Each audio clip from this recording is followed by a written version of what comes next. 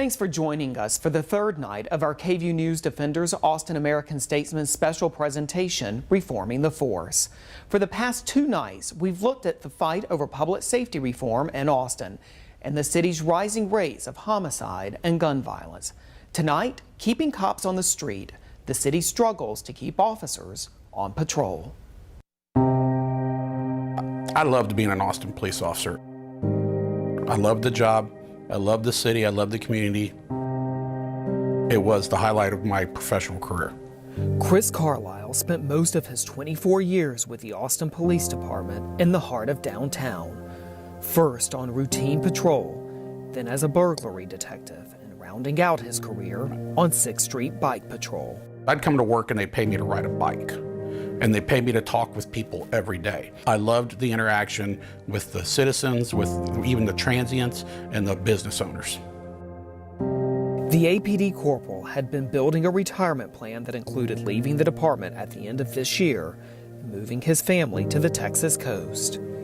Then he worked on the front lines through the unprecedented protest after George Floyd's murder.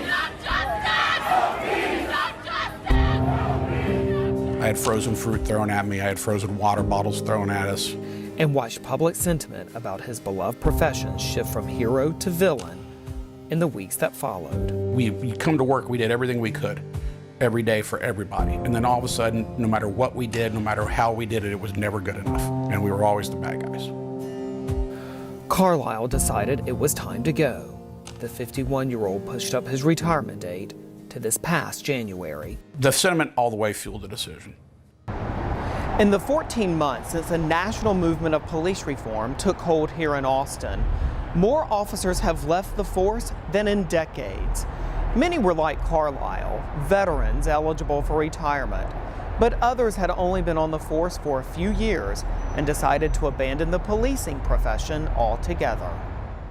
According to APD statistics obtained by the KVUE Defenders, the number of officers leaving the department reached 79 in mid-January and increased to 130 by the end of May.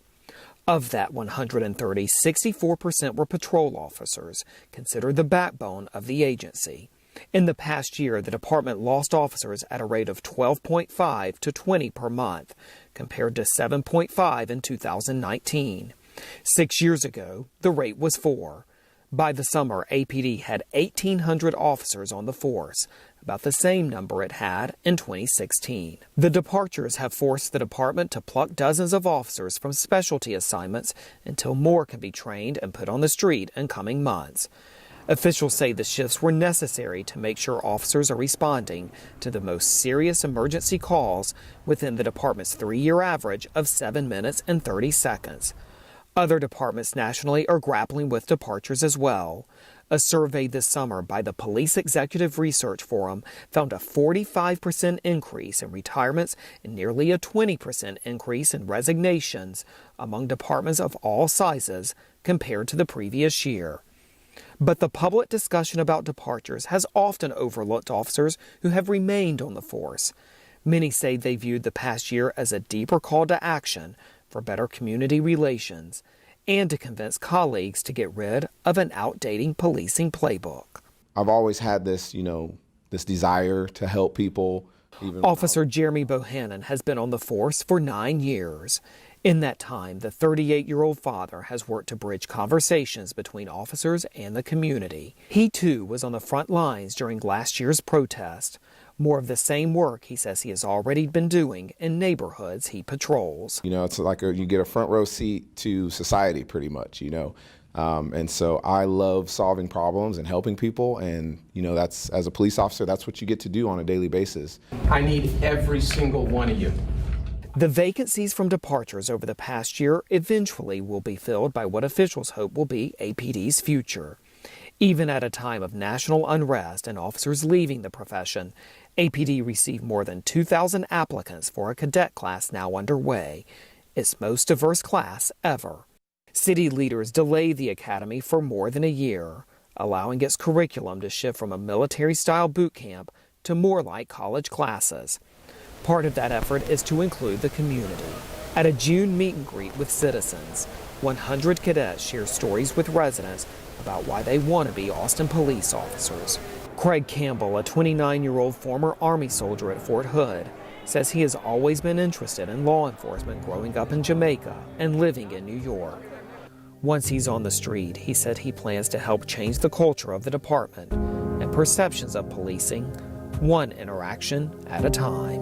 A lot of folks been like against the cops, and I'm like, who's gonna look out for you if you don't be a part of the team? You only can make a change if you're a part of the team. If you don't, there's no change. So as APD struggles to redefine public safety, keep crime rates down, and keep patrols staffed, the next generation of officers will hit the streets soon. APD's current cadet class graduates in January, and the department has already begun recruiting for its next cadet class that starts on Valentine's Day.